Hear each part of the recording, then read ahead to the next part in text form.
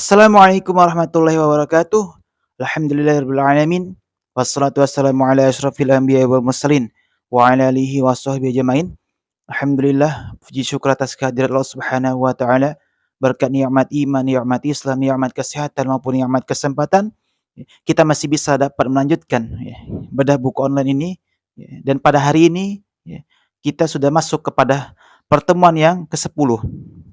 Pertemuan yang ke-10 masih dalam bagaimana cara memuliakan Al-Quran. Bagaimana memuliakan Al-Quran. Ya. Sekarang sudah masuk tahap yang terakhir, yaitu tahap mengajarkan Al-Quran. Yang tahap pertama, yaitu kita belajar. Ya.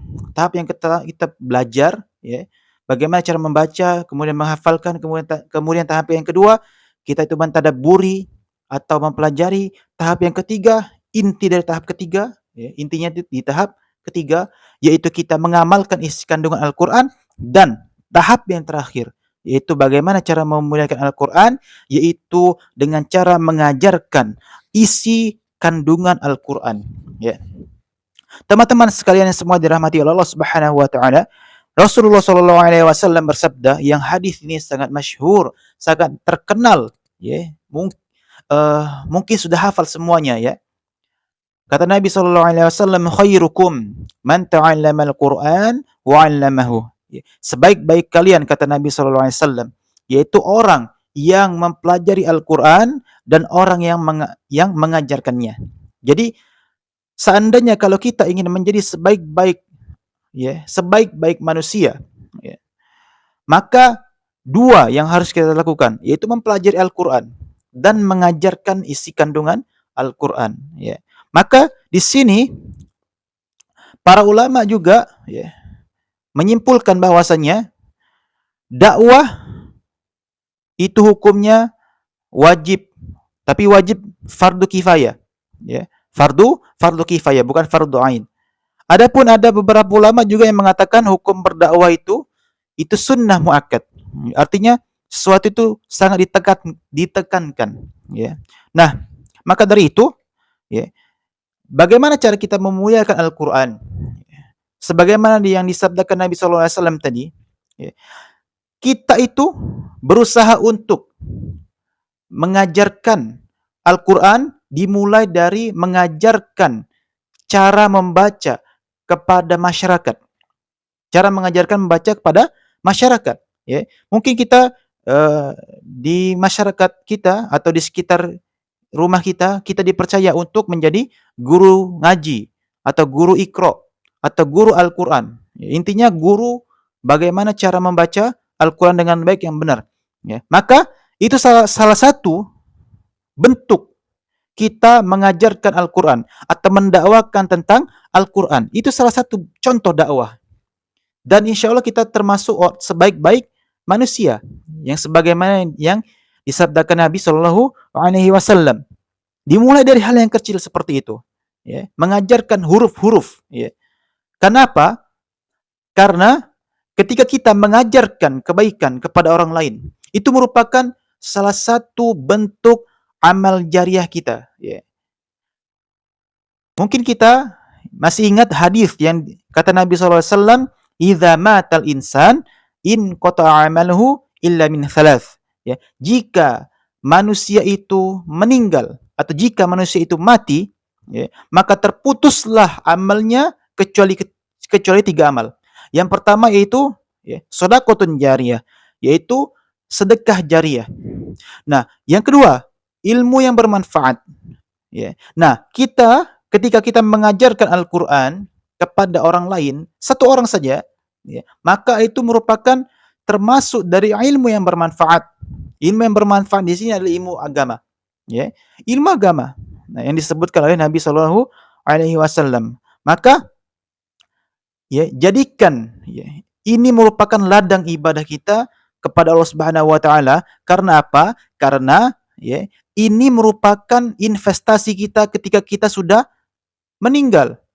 Ketika kita sudah meninggal, maka amal kita akan terus mengalir. Seandainya kita mengajarkan kepada orang lain satu huruf saja, kemudian orang tersebut mengamalkannya, kemudian orang tersebut mengajarkan lagi kepada orang lain, maka terus mengalir pahala-pahala dari kita. Seperti itu. Nah, makanya orang yang paling bahagia itu adalah orang yang ketika dia sudah meninggal, tapi pahalanya mengalir terus. Saya ulangi lagi, orang yang paling bahagia itu adalah orang yang ketika dia sudah meninggal, namun pahalanya itu mengalir terus. Nah, salah satu agar kita bisa mengalir pahalanya ketika kita itu sudah meninggal, yaitu tadi ilmu yang bermanfaat. Atau kalau tidak bisa sedekahun jariyah.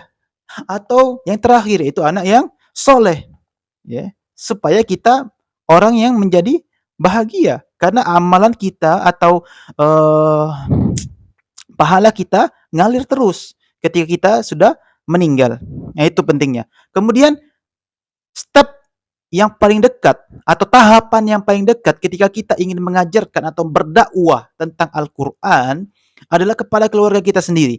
Sebagaimana difirmankan oleh Allah Subhanahu wa taala dalam surat At-Tahrim, surat yang ke-66 ayat yang ke-6, Allah mengatakan, "Ya ayyuhalladzina amanu qu anfusakum wa ahlikum nara." Wahai orang-orang yang beriman, jagalah diri kalian dan keluarga kalian dari api neraka, ya. Maka dari itu, kewajiban pertama kita ketika kita ingin berdakwah kepada orang lain yaitu lebih baiknya, ya, lebih wajib lagi, ya, kepada keluarga kita, ya, kepada istri kita, kepada anak kita, kepada orang tua kita, kepada saudara-saudara kita. Maka kita wajib dakwahkan, ya. Jangan sampai kita berdakwah di luar, ya, berdakwah ke sana kemari, ngajari anak orang sana sini, tapi keluarga kita terbengkalai, ya. Kita tidak pernah berdakwah kepada keluarga kita. Ya, dan berdakwah itu berbagai macam. Bisa berdakwah dengan tulisan, bisa berdakwah dengan ceramah, bisa berdakwah dengan akhlak, bisa berdakwah dengan yang lainnya, ya. Jadi tidak mesti ketika kita itu berdakwah, ya, terutama kepada kedua orang tua kita, ya, terutama kepada kedua orang tua kita, itu berdakwah tentang ceramah, tidak, ya. Banyak, ya. Mungkin bisa dengan tulisan, mungkin bisa dengan akhlak yang baik. Itu salah satu contoh dakwah. Jadi bukan mentok atau kaku, ya, ketika kita berdakwah itu hanya ceramah, tidak seperti itu, ya. Jadi berdakwah itu banyak caranya, ya. Nah, itulah pentingnya berdakwah, ya. Maka dari itu hukumnya itu fardu kifayah, ya. Yaitu ini harus ada satu orang yang berdakwah atau harus ada satu orang minimal yang melakukan dakwah ini, ya, supaya syiar Islam tetap terjaga di suatu tempat tersebut, ya. Kemudian teman-teman, ya, yang semoga dirahmati Allah Subhanahu wa taala, maka kita sudah sampai, ya, pada titik, ya, atau tahap yang terakhir yaitu, ya, mengajarkan Al-Qur'an, ya. Maka dari itu teman-teman sekalian yang semua dirahmati Allah Subhanahu wa taala, yang dikaruniai oleh Allah Subhanahu wa taala, ya, berupa kepandaian atau kecerdasan, ya, atau banyak ilmu pengetahuan yang sudah dimiliki, maka berusahalah untuk berbagi kepada terutama kepada kaum muslimin, ya. Karena dakwah itu bukan hanya kepada satu kelompok. Dakwah itu bukan hanya satu masjid, tapi dakwah itu untuk semua, ya, bahkan untuk semua manusia, ya, bukan untuk hanya kaum muslimin, tidak, ya. Jadi seperti itu, ya. Mungkin itu saja yang dapat saya sampaikan. Semoga bermanfaat, ya. Apabila ada kata-kata yang salah, saya mohon maaf, dan kepada Allah saya mohon ampun. Kita tutup dengan doa kafaratul majlis. Subhanakallahumma bihamdika asyhadu an la ilaha illa anta astaghfiruka wa atubu ilaik. Assalamualaikum warahmatullahi wabarakatuh.